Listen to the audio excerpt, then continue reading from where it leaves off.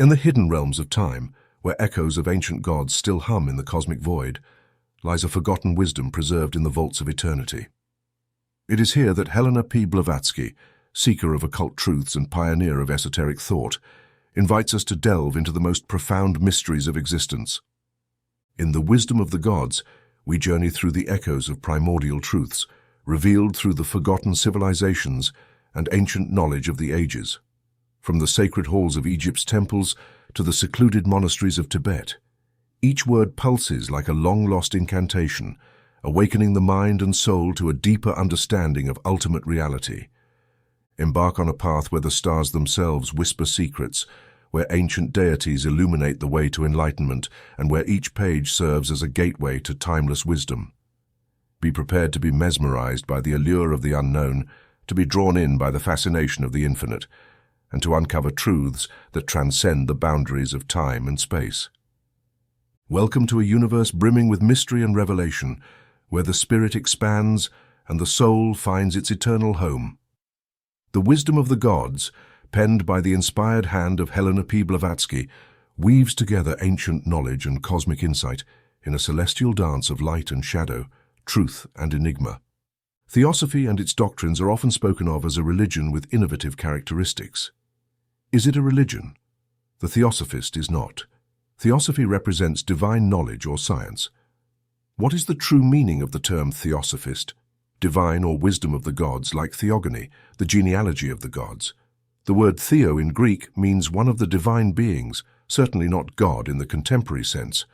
Therefore, it does not refer to the wisdom of God as some translate it, but to divine wisdom, such as that possessed by the gods. This word is thousands of years old. What is the origin of the name?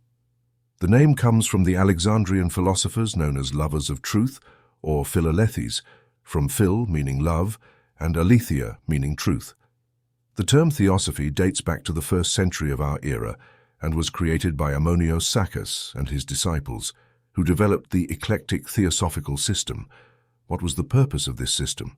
Firstly, its aim was to instill certain great moral truths in its disciples and in all who loved truth. Hence the motto adopted by the Theosophical Society, "There is no religion higher than truth." The main objective of the founders of the eclectic theosophical school was one of the 3 objectives of its modern successor, the Society. These objectives were to reconcile all religions, sects and nations under a common ethical system based on eternal truths. What evidence do you have to demonstrate that this is not an impossible dream and that all religions of the world are based on the same truth? The evidence lies in comparative study and analysis. The religion of wisdom was but one in antiquity, and the similarity of primitive religious philosophy is manifested through the identical doctrines taught to initiates during the mysteries, an institution that was once universally widespread. All ancient cults indicate the existence of a unique theosophy that preceded them. The key that opens one door must open all others. Otherwise, it cannot be the right key. What was the policy of the Theosophical Society? In Ammonios's time, there were several major ancient religions and many sects, even in Egypt and Palestine. How could he reconcile them? Ammonios was trying to achieve what we are attempting to do again today. The Neoplatonists were a diverse group that embraced various religions, similar to our current theosophists. At that time, the Jewish Aristobulus claimed that Aristotle's ethics represented the esoteric teachings of the law of Moses. Philo the Jew sought to reconcile the Pentateuch with Pythagorean and Platonic philosophy, and Josephus demonstrated that the Essenes of Carmel were merely the scribes and followers of Egyptian therapists. This is analogous to our days. We can trace the lineage of descent of every Christian religion as well as every sect, even the smallest. These latter are like branches or shoots growing on larger branches, but all come from the same trunk, the religion of wisdom. Demonstrating this was Ammonios's purpose, who sought to persuade Gentiles, Christians, Jews, and idolaters to set aside their quarrels and remember that they all possessed the same truth under diverse appearances, and that they were all children of the same mother. This is also the purpose of theosophy. What authorities support this claim about the ancient theosophers of Alexandria? An almost incalculable number of well-known writers. Mosheim, one of them, states the following: Ammonios argued that the religion of the masses was intrinsically linked to philosophy, but that it had suffered from unfortunate corruption and obscurity due to their simplistic human conceptions, superstitions, and falsehoods. He argued that it was necessary to purify these impurities and re-expose it on philosophical foundations. According to him, the mission of Christ was to restore and return to its original purity, the wisdom of the ancients, to limit the vast domain of superstition that prevailed universally, and partly to correct and eliminate the errors that had penetrated various religions. This is precisely what modern theosophers claimed. However, while the great Philalethes received support and help from two fathers of the Church, Clement and Athenagoras, as well as from rabbinical scholars of the synagogue, the academy, and the groves, and taught a doctrine common to all, we, his supporters, receive no recognition and face persecution. This demonstrates that people 15 centuries ago were more tolerant than in this enlightened cycle. He was supported and encouraged by the Church because, despite his heresies, Ammonios taught Christianity and was a Christian, was he not? Not at all. Although he was born a Christian, he never accepted the Church's Christianity. The same writer refers to him in these terms: Ammonios simply proposed his teachings based on the ancient pillars of Hermes, which Plato and Pythagoras already knew and from which they built their philosophy. By finding similarities in the prologue of the Gospel according to St. John, he correctly deduced that the purpose of Jesus was to restore the great doctrine of wisdom in its original purity. He considered that the biblical accounts and the stories of the gods were allegories illustrating the truth, or, failing that, fables to be discarded.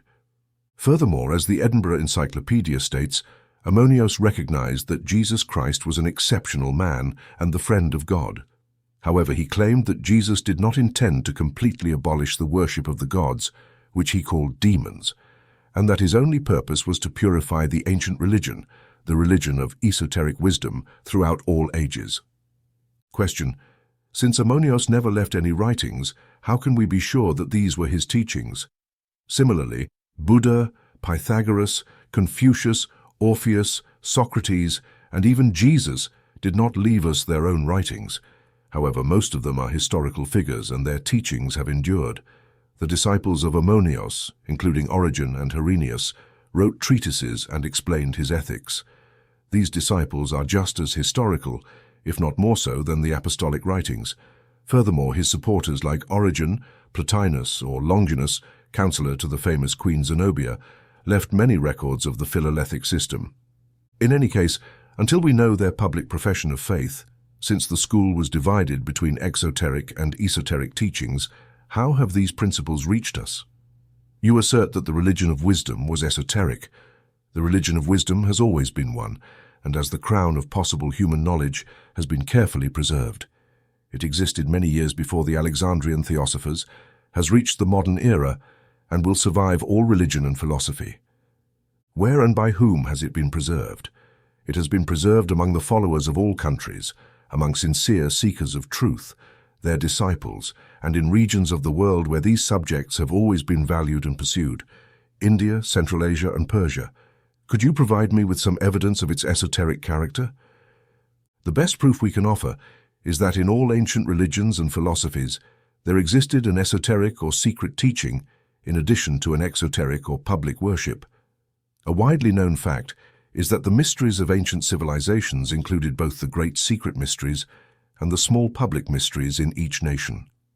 For example, the celebrations called Eleusis in Greece, from the hierophants of Semitic Egypt to the initiated Brahmins of ancient India, to the last Hebrew rabbis, all kept their true beliefs secret for fear of profanation. Jewish rabbis called their secular religious series the Merkabah, the outer body, the vehicle or covering that contained the hidden soul, that is to say, their highest secret knowledge. None of the ancient civilizations transmitted their true philosophical secrets to the masses through their priests. They only provided them with the outer appearances. In northern Buddhism, we find the great vehicle and the small vehicle, known as the Mahayana esoteric and Hinayana exoteric schools. This elitism should not be surprising. It would be absurd to nourish a simple layperson with esoteric botanical teachings.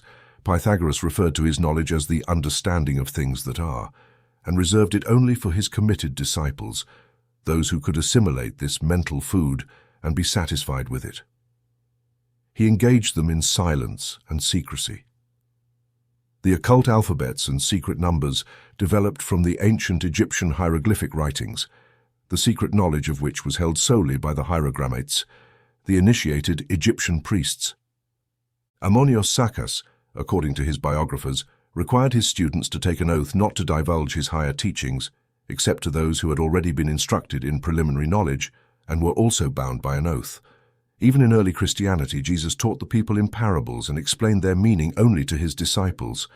To you it has been given to know the mysteries of the kingdom of heaven, but to them it has not been given. Mark 4:11. The Essenes of Judea and Carmel also followed a similar pattern, dividing their followers into neophytes, brothers, and perfect ones, or initiates. We could provide similar examples from all cultures in this regard. Question: is it possible to attain secret wisdom merely through study? Encyclopedias define theosophy similarly to Webster's dictionary as a supposed relationship with God and superior spirits, and the consequent attainment of superhuman knowledge through physical means and chemical processes. Is this correct? I do not believe so. Furthermore, no lexicographer could reasonably explain to himself or to others how it is possible to obtain superhuman knowledge through these physical or chemical processes. If Webster had said through metaphysical and alchemical processes, the definition would be roughly correct, but as it stands, it is absurd. Both ancient and modern theosophists claimed that the infinite cannot be known by the finite, meaning it cannot be perceived by the finite self, but that the divine essence could be communicated to the higher spiritual self in a state of ecstasy. This condition can hardly be attained like hypnotism through physical and chemical means. What is your explanation? True ecstasy, according to Plotinus's definition, is the liberation of the spirit from its finite consciousness, becoming one with the infinite and identifying with it. It is the highest condition, but Professor Wilder notes that it is not of permanent duration and that only a few achieve it. In fact, it is identical to the state known in India as samadhi. Yogis practice samadhi by depriving themselves of food and drink, and mentally through their constant effort to purify and elevate the mind. Meditation involves a silent and wordless prayer, or as Plato wrote, the ardent turning of the soul towards the divine, not to ask for a particular good as in the common sense of prayer, but for the good itself, for the supreme universal good of which we are all part on earth and from which we have all emerged. Thus, Plato adds, remain silent in the presence of the divine until they take away the clouds from your eyes and allow you to see by the light that emanates from themselves, not what seems good to you, but what is intrinsically good. So, theosophy is not, as some assert, a recently conceived scheme. Only the ignorant can refer to it in this way. It is as old as the world, not only in its teachings and ethics, but also in its name, as it is the broadest and most universal system of all. How is it then that theosophy has remained so unknown to the nations of the Western Hemisphere? Why should it have been a sealed book for races that consider themselves the most cultured and advanced? We believe that there have been nations in the past that were equally cultured and certainly more spiritually advanced than we are. However, several reasons explain this voluntary ignorance.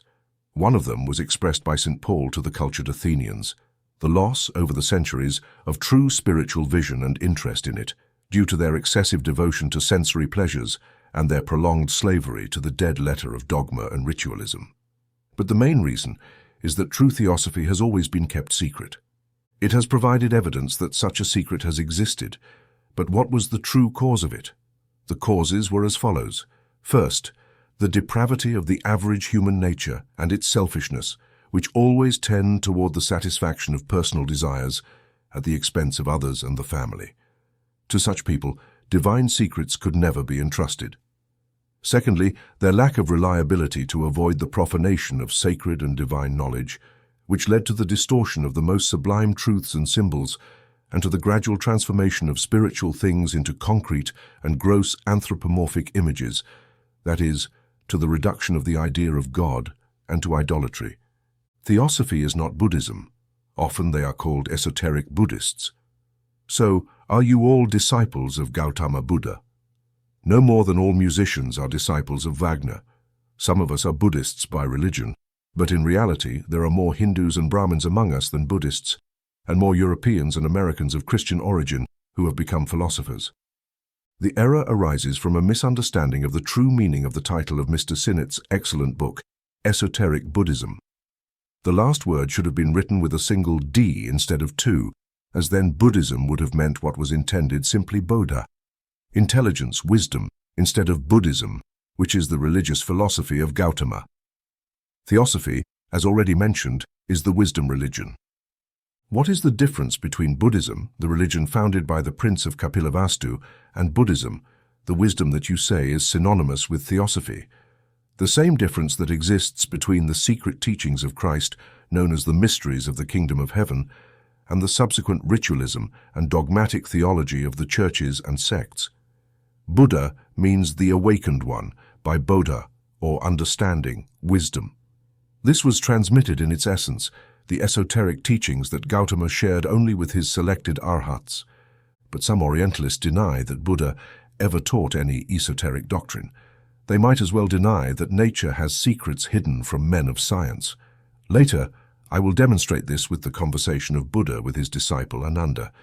His esoteric teachings were simply the Gupta Vidya, or the secret knowledge of the ancient Brahmins, the key to which has been almost completely lost by their modern successors, with a few exceptions, and this Vidya has passed to what is now known as the inner teachings of the Mahayana school of northern Buddhism. Those who deny it are simply ignorant individuals pretending to be Orientalists. I advise them to read the book by Reverend M. Edkins on Chinese Buddhism, particularly the chapters on the exoteric and esoteric schools and teachings, and then compare the testimonies of the ancients on the subject. But is not the ethics of Theosophy identical to that taught by Buddha? Certainly, because this ethics is the soul of the wisdom religion and was once the common property of initiates of all nations. But Buddha was the first to incorporate this high ethics into his public teachings, and to make it the very foundation of the essence of his public system. It is in this that lies the immense difference between exoteric Buddhism and any other religion.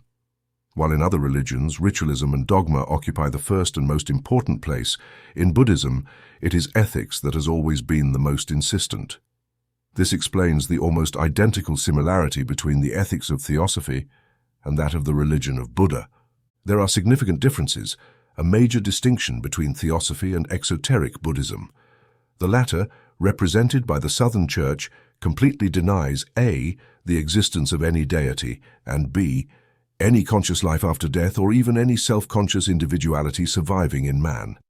At least, this is the teaching of the Theravada sect, now considered the purest form of exoteric Buddhism. And this is true if we refer only to Buddha's public teachings. The reason for this reticence on his part, I will explain later.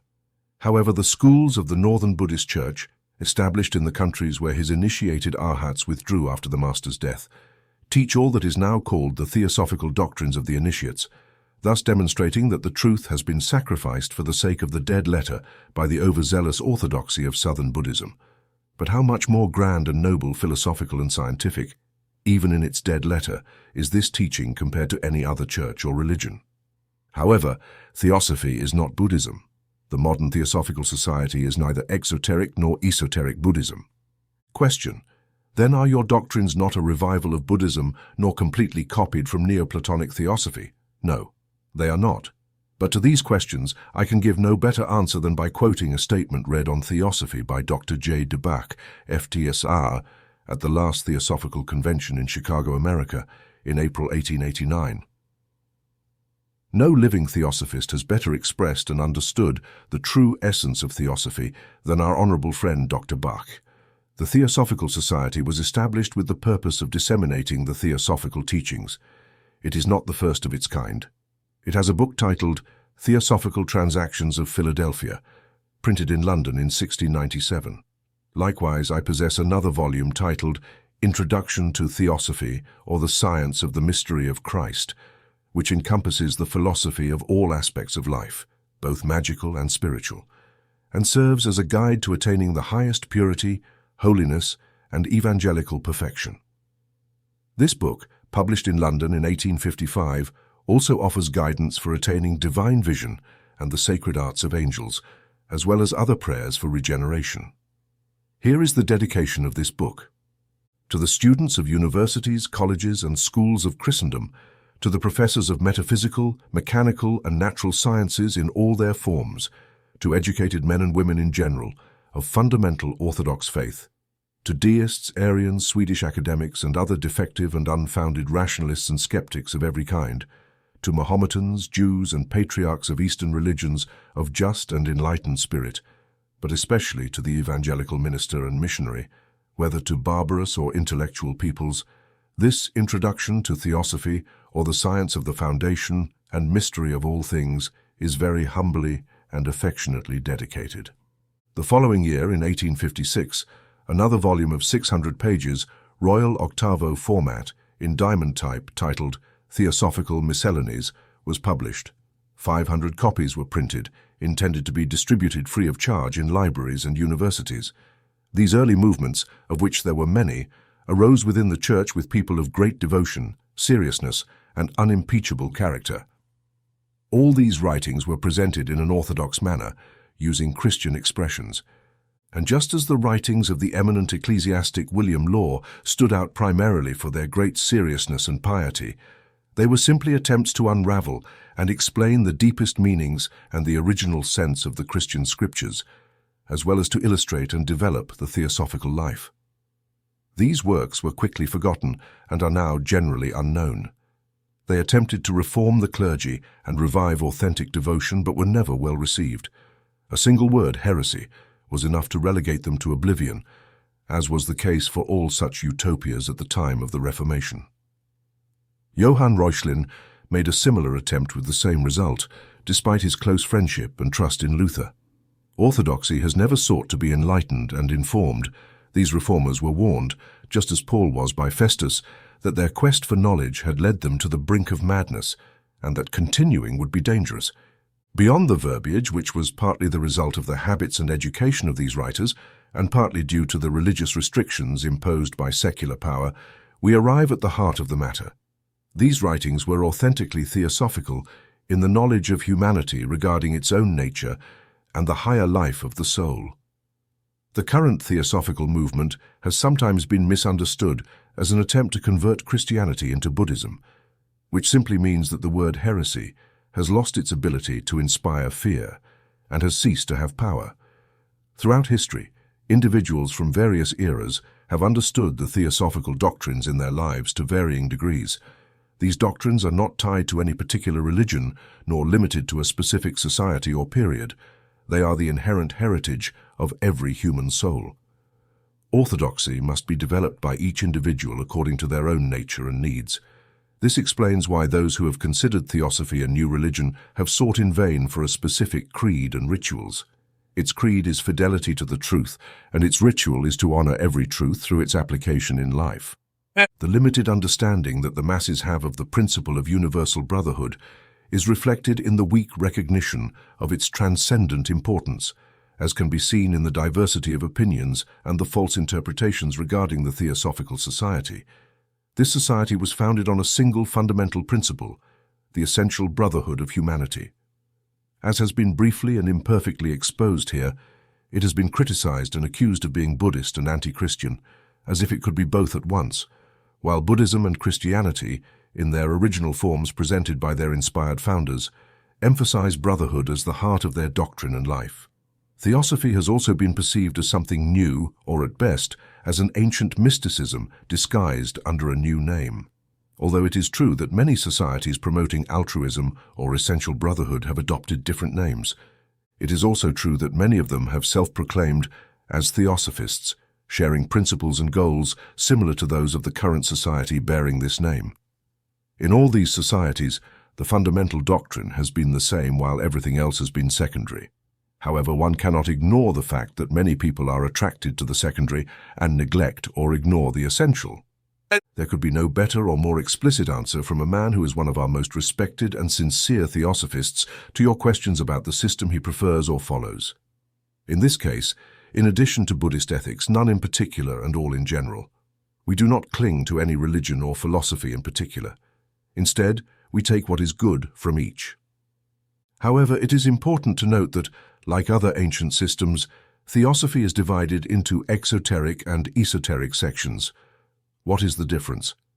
The members of the Theosophical Society as a whole are free to profess any religion or philosophy they choose, or even none if they wish, as long as they agree with at least one of the three objectives of the association and are willing to work towards its realization.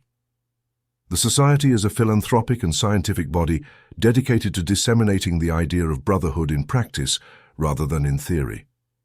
Members can be Christians, Muslims, Jews, Parsis, Buddhists, Brahmins, spiritualists, materialists, or of any other belief.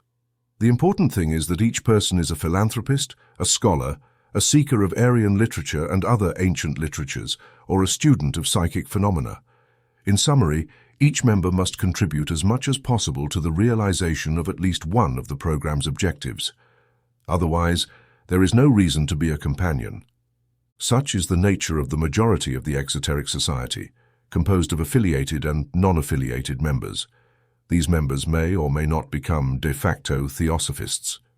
Being a member relies on affiliation with the society, but does not automatically grant the title of theosophist to one who lacks the sense of the divine appropriateness of things or who interprets theosophy in a sectarian or selfish manner. In this case, one could paraphrase by saying that one becomes a theosophist by living theosophy.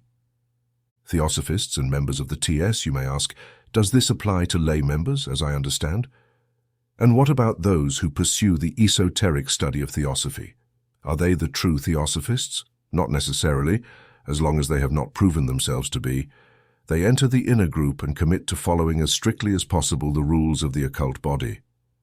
This is a daunting task, as the most important rule is the complete renunciation of one's own personality, meaning that the committed member must become an absolute altruist, never thinking of themselves and setting aside their own vanity and pride, focusing on the well-being of their fellow beings as well as their brothers in the esoteric circle.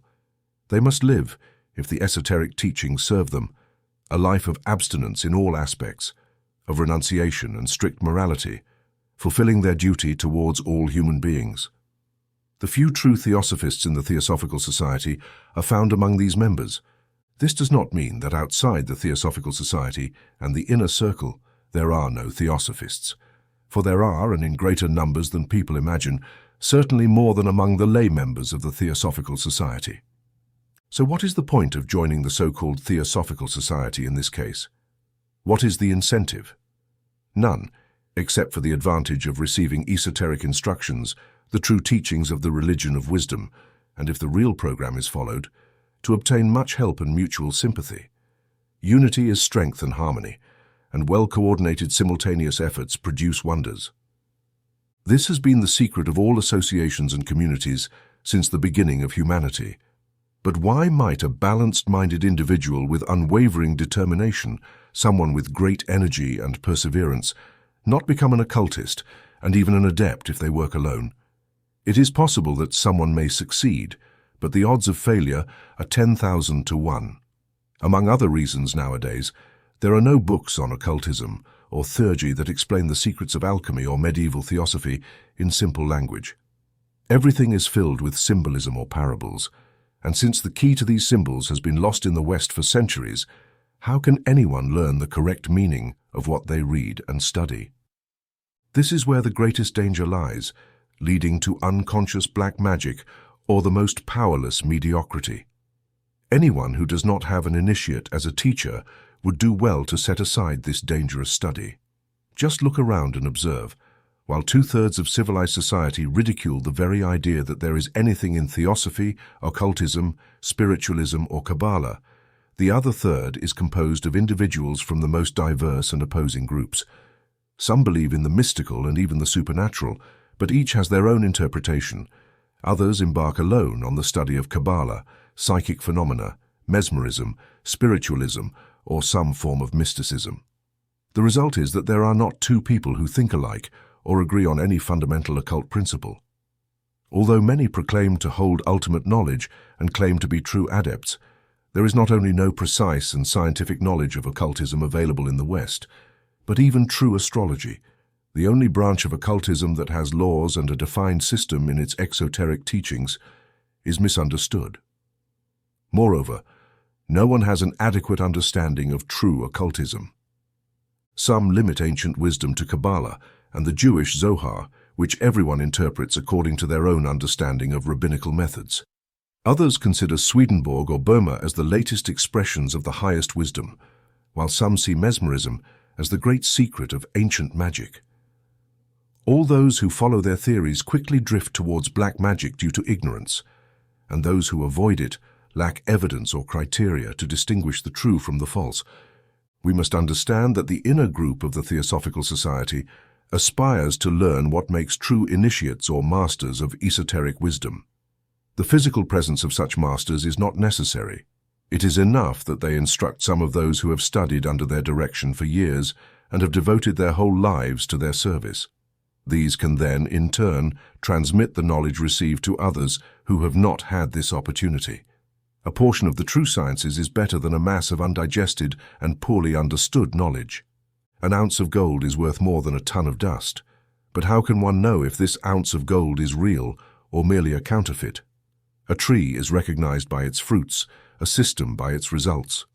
When our opponents can demonstrate that a solitary student of occultism throughout history has become a saintly adept like Ammonius Saccas, or even a Plotinus or a Thurgist, or has accomplished feats like those attributed to Saint-Germain without being guided by any master, and all this without being a medium, a psychic self-illusionist, or a charlatan, then we will be compelled to admit that we were wrong. But until that happens, Theosophists prefer to follow the tried and true law of the tradition of sacred science. There are mystics who have made significant discoveries in chemistry and physical sciences, almost brushing against alchemy and occultism. Others, through their genius, have rediscovered parts or even the entirety of the lost alphabets of the language of mysteries, allowing them to read Hebrew scrolls correctly. There are also seers who have wonderfully glimpsed the hidden secrets of nature. However, all are specialists in their respective fields.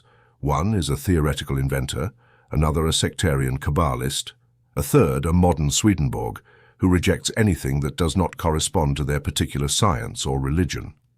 None of them can boast of producing a universal benefit, or even a national one, nor even for themselves, except for a few healers of this kind that the true College of Physicians and Surgeons would call charlatans.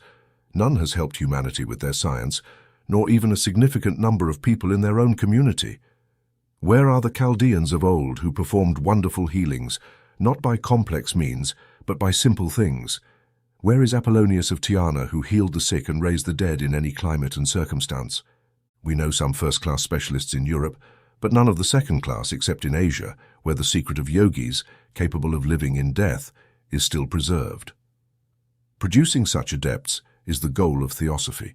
It has several aims, but the most crucial ones aim to relieve human suffering, whether moral or physical. We consider the former to be significantly more important than the latter. Theosophy must focus on cultivating ethics and purifying the soul as a means of alleviating physical suffering, which, except in cases of accident, has hereditary roots.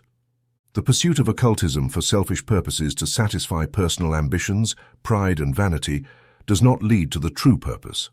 On the contrary, the true objective lies in helping suffering humanity. One does not become an occultist by studying a single branch of esoteric philosophy, but by mastering them all. Only seekers of esoteric sciences receive support to achieve this crucial goal.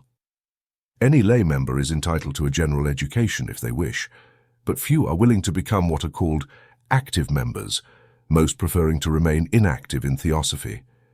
It is crucial to understand that private research is encouraged in the Theosophical Society, as long as it does not cross the line that separates the exoteric from the esoteric, superficiality from conscious magic, the difference between theosophy and spiritualism. You ask if theosophy and occultism are identical. In no case.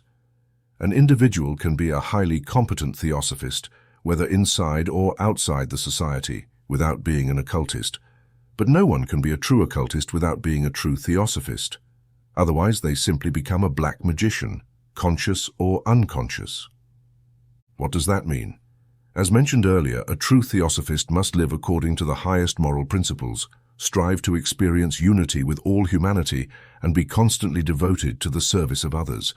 On the other hand, if an occultist does not follow these precepts, they will act selfishly in their own interest. If they have acquired practical power superior to that of ordinary people, they become a far more dangerous enemy to the world and to those around them than the average citizen.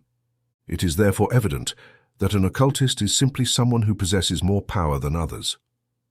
Much more than that, if they are a true occultist and truly scholarly, not just in name, occult sciences are not as described in encyclopedias as these imagined disciplines of the Middle Ages, linked to the supposed influence of occult qualities or supernatural powers. Alchemy, magic, necromancy, and astrology are real and extremely powerful contemporary sciences. They reveal the hidden secrets of nature, develop and cultivate latent abilities in human beings, giving them a significant advantage over those who are less informed. Hypnotism, now considered a serious subject of scientific research, is a notable example, discovered almost by accident after the groundwork laid by mesmerism. A skilled hypnotist can accomplish almost anything with this power, from making someone act ridiculously to inciting them to commit a crime, often influenced by the hypnotist's own interest. This power becomes terrifying when it falls into unscrupulous hands. Furthermore, it should be noted that this is just one of the minor ramifications of occultism, but do not those more cultured and educated people consider these occult sciences, magic and witchcraft, as vestiges of ancient ignorance and superstition? Let me remind you that your observation can be viewed from two perspectives. Those who consider themselves more cultured and learned also see Christianity and other religions as relics of ignorance and superstition. Nowadays, even ordinary people are beginning to believe in hypnotism, and some among the more educated show interest in theosophy and phenomena. However, who among them, except preachers and unshakable fanatics, admits to believing in biblical miracles? That is the crucial difference. There are excellent theosophists of great morality who may believe in the supernatural, including divine miracles, but no occultist will do so. This is because an occultist practices theosophy scientifically, based on an accurate knowledge of the secrets of nature. In contrast, a theosophist who practices powers considered abnormal without the light of occultism tends toward a dangerous form of mediumship. Despite their support for theosophy and its highest ethical code, they do so in darkness, with sincere but blind faith. Anyone, whether a theosophist or a spiritist, who attempts to develop one of the branches of occult science, such as hypnotism, mesmerism, or even the secrets behind the production of physical phenomena, resembles a ship without a rudder in the midst of a tumultuous ocean, lacking knowledge of the philosophical foundation of these powers. You ask about the difference between theosophy and spiritualism. If by spiritualism we mean the explanation given by spiritists for certain abnormal phenomena, then we definitely do not adhere to it. We categorically assert that these manifestations are not caused by the spirits of the deceased, usually relatives, who according to them return to earth to communicate with their loved ones. We firmly deny this and maintain that the spirits of the deceased cannot return to earth except in rare cases, and their communication with humans is purely subjective. What manifests objectively is simply the ghost of the former physical body. However, within the framework of psychic spiritualism, we firmly believe. So, do you not reject the phenomenon? No, except in cases of proven deliberate fraud. How then do you explain it? There are many explanations for these manifestations, far more complex than what spiritists suggest. First and foremost, the deus ex machina in the alleged materializations is often the astral body or double of the medium or someone present.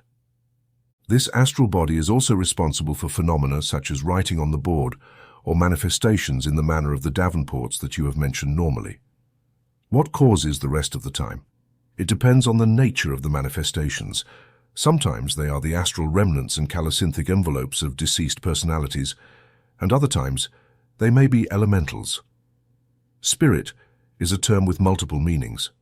I am not sure what spiritists are attempting to convey with this term, but what we understand they assert is that physical phenomena are produced by the ego reincarnating the spiritual and immortal individuality.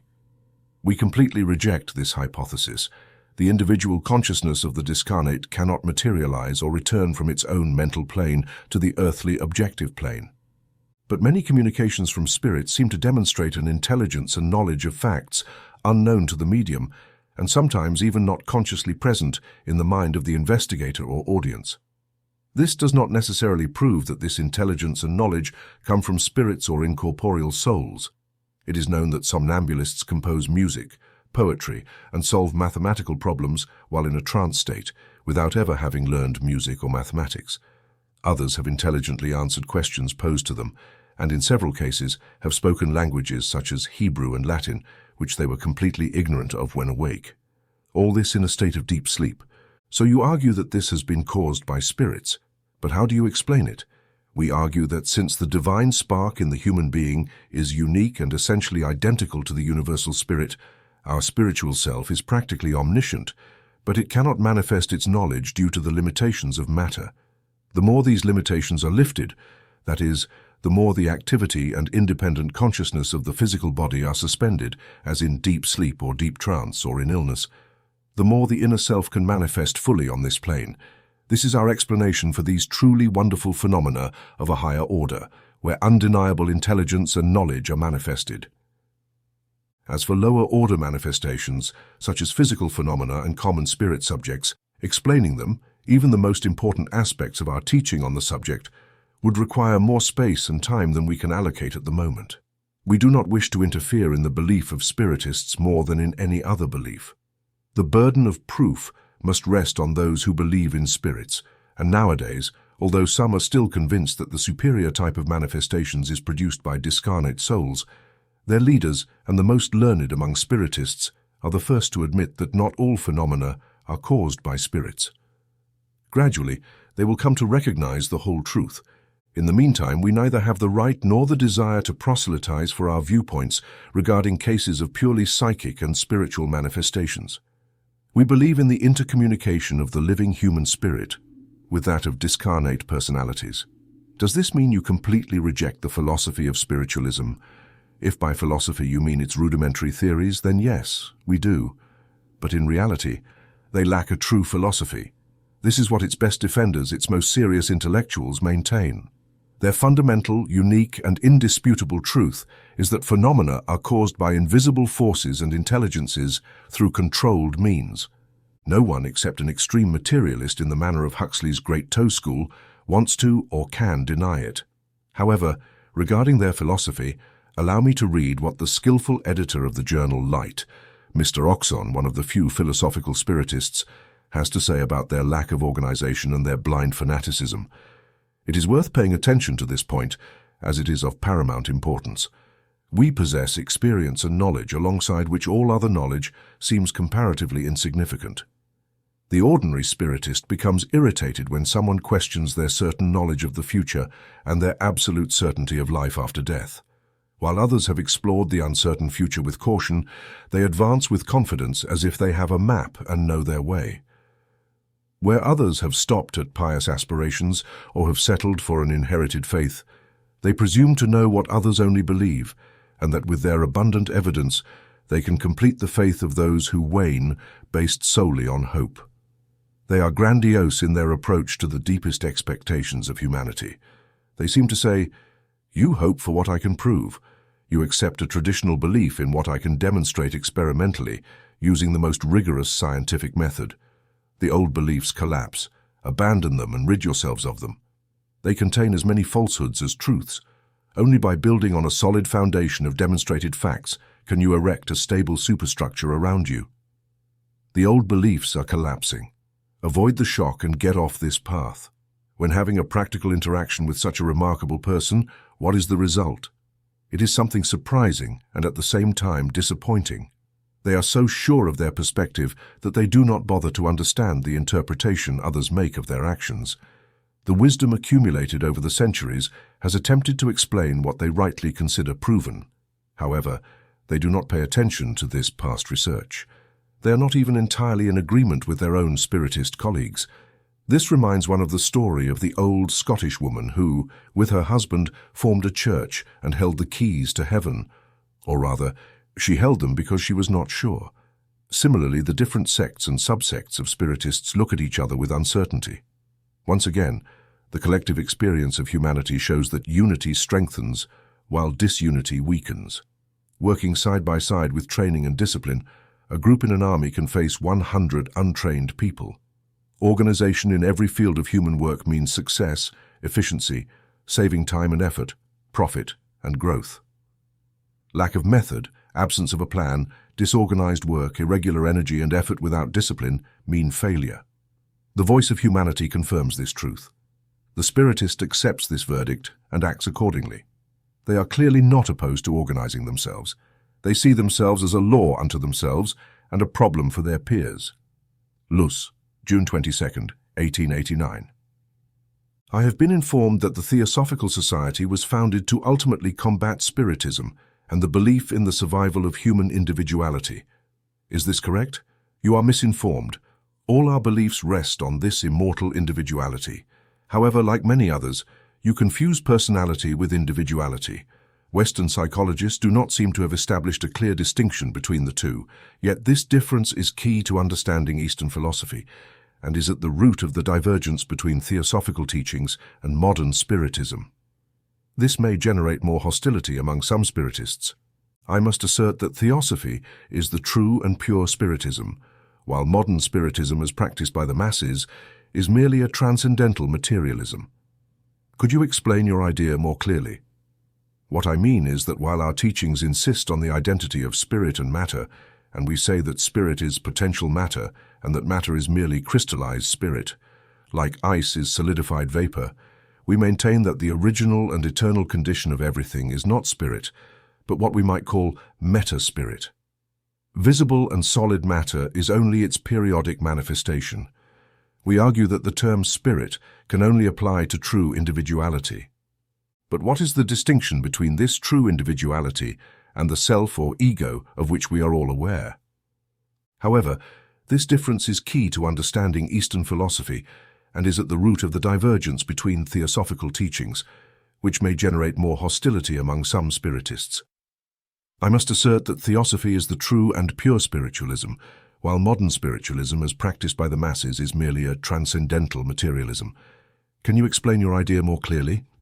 Before I can answer you, we need to discuss what you mean by self or ego. We distinguish between the simple fact of self-consciousness, the simple feeling that I am myself, and the complex thought that I am Mr. Smith or Mrs. Brown, believing in a series of births for the same ego or reincarnation.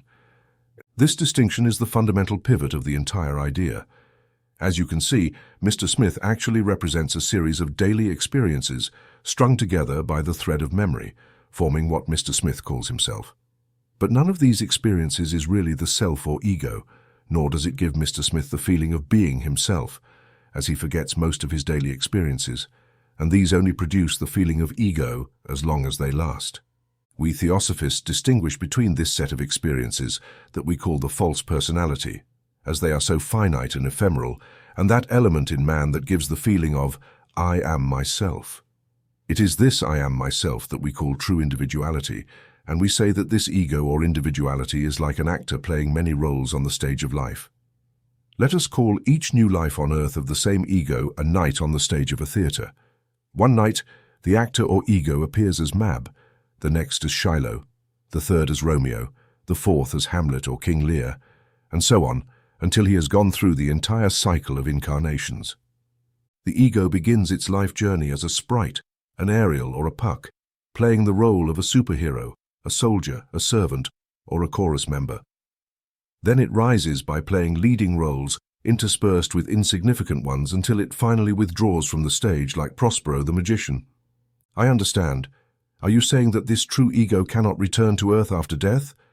But surely the actor is free, if he has retained the sense of his individuality, to return if he wishes to the stage of his former actions. We say no simply because such a return to earth would be incompatible with any state of flawless bliss. After death, as I am ready to demonstrate, we say that man suffers so much unjustified misery during his life because of others with whom he has been associated or due to his environment, that he surely deserves a perfect rest and tranquility, if not happiness, before taking up the burden of life again. However, we can discuss this in detail later. Why is theosophy accepted, you ask? I understand to some extent, but I notice that its teachings are more complex and metaphysical than spiritualism or current religious thought. Could you tell me what has sparked such interest and controversy for this system of philosophy that you promote? I think there are several reasons for this.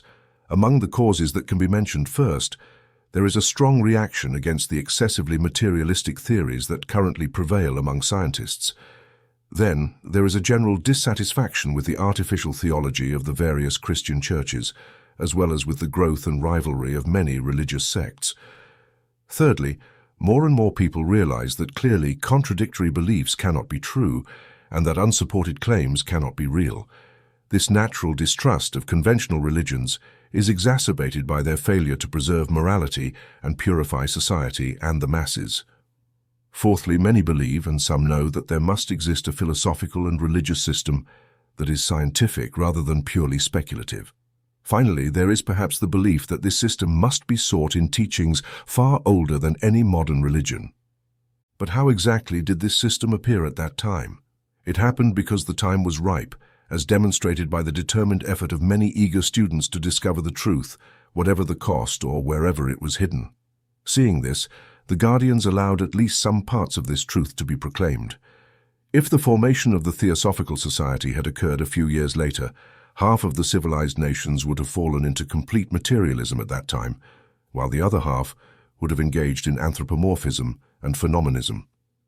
We should consider theosophy in a way as a revelation, but in no case in the sense of a new and direct revelation by superior supernatural beings, or at least superhuman ones, but only in the sense of a revelation of very ancient truths to minds that until then were unaware of them, even ignorant of the existence and preservation of such archaic knowledge. You mentioned persecution. If the truth is such as theosophy presents it, why has it encountered so much opposition and has not been widely accepted? There are many and diverse reasons for this. One of them is the rejection people feel towards innovations, as they call them. Selfishness is essentially conservative and hates to be disturbed. It prefers an easy and vague lie to the greatest truth if the latter requires sacrificing the slightest comfort. The power of mental inertia is strong in everything that does not promise immediate benefits and rewards. Our time is primarily pragmatic and little spiritual. Moreover, theosophical teachings and some of their doctrines are highly abstract, contradicting the human illusions that many sectarians have embraced, thus eroding popular beliefs to their core. Added to this is the personal effort and the great purity of life required of those who become disciples of the inner circle, as well as the limited audience to which a totally disinterested doctrine is addressed. This explains why theosophy progresses slowly and has lost all hope of being helped out of the mire of life by other means. Furthermore, the history of any newly introduced belief system or morality in a foreign environment shows that its knowledge faces all the obstacles that obscurantism and selfishness can imagine. The crown of the innovator is a crown of thorns. Dismantling the old deteriorated structures is not done without risks. All of this refers more to the ethics and philosophy of the Theosophical Society. Can you give me a general idea of the society itself, its purpose and its statutes? This has never been kept secret. Ask your question and you will receive precise answers. But I have heard that you are required to make promises only in the arcane or esoteric section, and also that some members, after their departure, did not feel bound by them. They are right. This shows that their concept of honor is imperfect. How can they be right? As mentioned in The Path, our theosophical organ in New York dealing with a case like this, suppose a soldier is judged for violating the oath and discipline and is expelled from service. In his anger against the justice he has invoked, and of which he was clearly warned about the consequences, the soldier turns to the enemy with false information, acting as a spy and a traitor in retaliation against his former leader, claiming that his punishment has freed him from his oath of loyalty to a cause. Do you think this is justified? Do you not think he deserves to be called a dishonorable and cowardly man? I believe so, but some people think otherwise. That is regrettable for them. However, we can discuss this subject further later, if you wish. Let's now talk about reincarnation or rebirth. What is memory according to the theosophical teaching? The most difficult thing for you will be to explain and provide solid reasons to support this belief. So far, no theosopher has succeeded in presenting compelling evidence that could dispel my skepticism. The main obstacle to accepting the theory of reincarnation is that no one seems to remember their past lives, let alone who they were in those lives. I see that your argument focuses on the old objection, the lack of memories of past lives. Do you think this invalidates our doctrine? My answer is no, and in any case, this objection cannot be considered definitive. I am interested in hearing your arguments on this matter. My arguments are brief and limited. However, when considering the total inability of the best modern psychologists to explain the nature of the mind and to see their complete ignorance of its potentials and higher states, it must be recognized that this objection rests on an a priori conclusion drawn from superficial and circumstantial evidence rather than on solid proof. Now, what is the concept of memory in general terms? It is the faculty of our mind to remember and retain knowledge of past thoughts, facts, and events, is it not? But have you ever considered the difference between the three accepted forms of memory? In addition to memory in general, we have recollection, remembrance, and reminiscence. Have you thought about the difference between them? Memory is a generic term. Although they are different, they are often used interchangeably and considered synonymous, are they not? In fact, this is not the case, at least in the context of philosophy. Memory is simply an innate faculty in thinking beings, even in animals, which allows them to reproduce past impressions through an association of ideas primarily suggested by objects or by a stimulus in our external sensory organs. Memory is a faculty that depends entirely on the more or less healthy and normal functioning of our physical brain. Recollection and reminiscence are attributes and auxiliaries of this memory. However, reminiscence is something completely different. In modern psychology, reminiscence is defined as something intermediate between recollection and memory, or as a conscious process of recalling past events without the full and varied reference to specific things that characterizes memory. Locke, in discussing recollection and reminiscence, states that when an idea repeats itself without the similar object being present in the external senses, it is reminiscence. If the mind seeks it with difficulty and brings it back to consciousness, it is reminiscence. However, even Locke does not provide a clear definition of reminiscence, as it is not a faculty or attribute of our physical memory, but a distinct intuitive perception beyond our brain.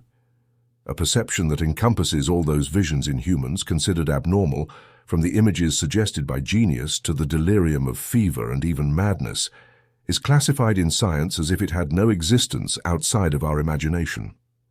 Occultism and theosophy, on the other hand, see reminiscence in a completely different way. For us, while memory is physical, ephemeral, and dependent on the physiological conditions of the brain, we call reminiscence the memory of the soul. And it is this memory that provides almost all human beings, whether they are aware of it or not, with the certainty that they have lived before and will live again. As Warwood said, our origin is simply a forgotten dream. The soul that accompanies us is the star of our existence, which has set elsewhere and comes from distant lands. If it bases its doctrine on these types of memories, poetry, and abnormal fantasies, I fear it will convince very few people. I did not admit that this is a fantasy. I simply mentioned that physiologists and scientists in general consider such reminiscences to be hallucinations and fantasies to which one clings. We do not deny that these visions of the past and these distant views in time are abnormal compared to our daily experience and physical memory. However, we argue, as Professor W.K. does, that the absence of memory of actions performed in a previous state cannot be a conclusive argument against having lived in that state. Moreover, any impartial opponent should agree with what is said in Butler's readings on Platonic philosophy. The stubbornness regarding pre-existence finds its secret source in materialistic and semi-realistic prejudices. We also assert that memory, as Olympiodorus called it, is simply fanciful and unreliable. For us, Ammonius Saccas argued that the only faculty of man that directly opposes foresight or forethought is memory. Furthermore, it is important to remember that memory and mind or thought are two different things. The former is a recording machine that easily disorganizes, while the latter is eternal and imperishable. Do you deny the existence of things or people simply because your physical eyes have not seen them? Would it not be the accumulated testimony of past generations who have seen them sufficient to guarantee that Julius Caesar once existed? Why should we not consider the same testimony from the psychic senses of the masses? But do you not think that these distinctions are too subtle for most people? I would say rather that they are too subtle for most materialists. To them, we say the following: even in the brief course of daily life, memory is often insufficient to record all the events of a life. How often do the most significant events remain latent in our memory until they are awakened by a certain association of ideas or activated by some other vehicle? And this is particularly true in the case of elderly individuals who often experience weakness in memory. Thus, when we consider what we know about the physical and spiritual principles in man, should we not be surprised that our memory fails to record our current and previous lives, but rather the opposite, if this were to occur? Why do we not remember our past lives? You have given me an insight into the 7 principles. Now, how do they explain our total inability to recall having lived before? It's very simple. The so-called principles that we consider physical are not denied by science. Although I give them other names, they disintegrate after death with their components, including memory and the brain. This memory belonging to a now-deceased personality can neither remember nor record anything in the next reincarnation of the ego. Reincarnation implies that this ego will receive a new body, a new brain, and a new memory. It would therefore be absurd to expect this memory to remember what it has never recorded, just as it would be futile to examine a shirt never worn by a murderer in search of bloodstains that are only found on the clothes actually used. We should not question the clean shirt, but the clothes worn during the crime. And if they are burned and destroyed, how could we access them then? How can we be certain that the crime was committed at some point, or that the man in the clean shirt actually existed? Certainly not by physical methods or by relying on the testimony of what no longer exists. However, there is circumstantial evidence that our wise laws may accept more than necessary to convince themselves of reincarnation and past lives. It is necessary to establish a connection with the true permanent ego, not with ephemeral memory. But how can people believe in something they do not know or have experienced, much less establish a connection with it? If people, even scholars, believe in concepts like gravity, ether, and force, which are abstractions and working hypotheses that they have never seen, touched, felt, or heard, why should they not believe other people following the same principle in the permanent ego? A working hypothesis, much more logical and significant than anything else. Finally, what is this mysterious eternal principle? Can you explain its nature in a way that is comprehensible to all? The reincarnating ego is the individual and immortal self, non-personal, that serves as a vehicle for the Buddhic atomic monad. This entity is rewarded in Devachan and faces challenges on earth, retaining at the end only the reflection of the skandhas, that is, the attributes of each incarnation. What exactly does skandhas mean? As I mentioned, skandhas are the attributes, among which is memory. All these attributes perish like a flower, leaving behind only a faint fragrance. A paragraph from H.S. Olcott's Buddhist Catechism directly addresses this subject. It asks why we remember incidents from our youth despite physical and mental changes. The answer lies in the fact that memory is linked to the skandhas. Since the skandhas change with each new existence, a new memory develops to record this particular life. However, the reflective recording of all past lives must persist. For example, when Prince Siddhartha became the Buddha, he was able to see the complete sequence of his previous births, and anyone reaching the Arhat state can look back in time and trace their past lives. This demonstrates that while the imperishable qualities of personality, such as love and kindness, cling to the immortal ego, creating a lasting image of the divine part of man that has been, the material skandhas that generate more marked effects are as ephemeral as a flash of lightning and cannot influence the new personality. However, this does not affect the identity of the reincarnating ego in any way. You say that what survives is only the soul, or memory as you call it, the soul or ego being one and the same. While nothing of personality remains, not exactly, something of each personality survives, unless one is an absolute materialist with no space in their nature for spiritual influence. It must survive because it leaves an eternal imprint on the true ego or spiritual ego. The personality, with its skandhas, changes with each new birth. It's like the role an actor, the true ego, plays during a night. Thus, we retain no physical memory of our past lives, even though the true ego has lived and knows them all. So why does the true spiritual man not impress his new personal self with this knowledge? Have you heard of cases where individuals in trance or somnambulism can perform feats or speak languages they do not know when awake? This happens because, according to ancient psychologists, the spiritual self can only act when the personal self is at rest. The spiritual self in man possesses omniscient knowledge and all innate answers, while the personal self is conditioned by its environment and tied to physical memory. If the spiritual self could manifest constantly and without restrictions, there would be no humans on earth. We would all be like gods. Despite this, there must be exceptions, and some people must remember, right? That's correct. But who believes their testimony? Modern materialism tends to see these sensitive individuals as delusional hysterics, as enthusiasts with unbalanced minds, or even as foolish people. Yet, I would urge them to read works on this subject, particularly Reincarnation, a study of the forgotten truth by Ed Walker, and to observe the amount of evidence that the author skillfully presents on this controversial topic. One can talk to people about the soul, but some ask, what is the soul? Has its existence been proven? Of course, it is pointless to discuss with those who are materialists. However, I would even ask them, can you remember what you were or what you were doing when you were a baby?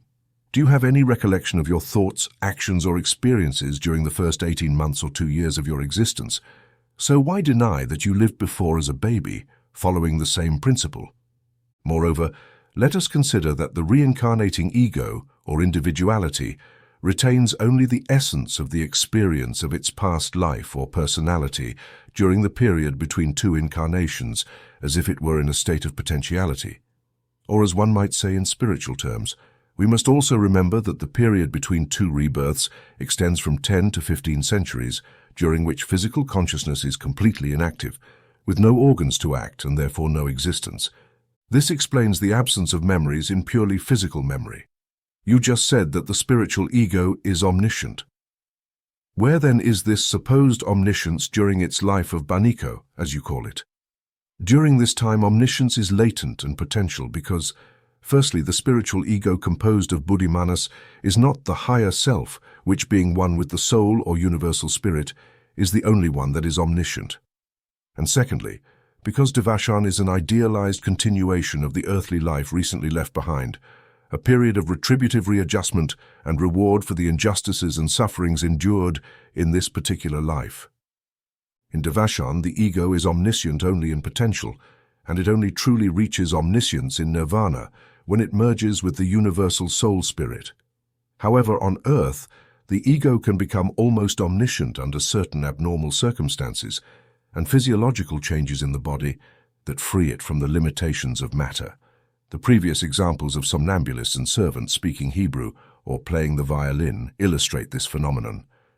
This does not mean that medical explanations for these cases are not valid to some extent, such as when a young girl heard her employer, a clergyman, reading Hebrew works aloud years before, or when another had heard an artist playing the violin on her farm.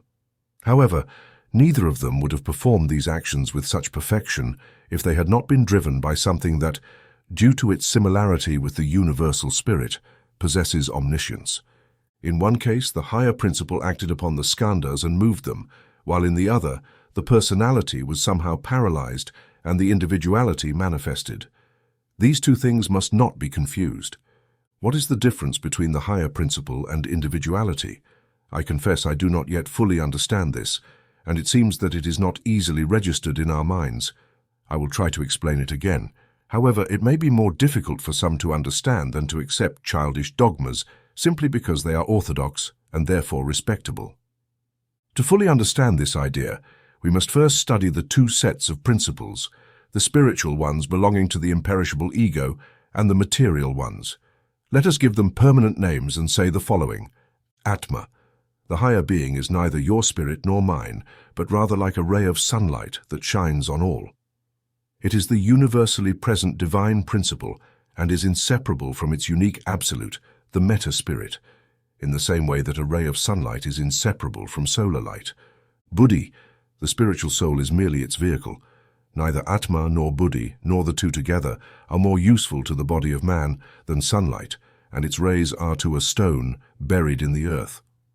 Unless this divine duality is assimilated by a consciousness reflecting it, neither Atma nor Buddhi are affected by karma, as Atma is the highest aspect of karma, and its own working agent in one aspect, while Buddhi is unconscious on this plane.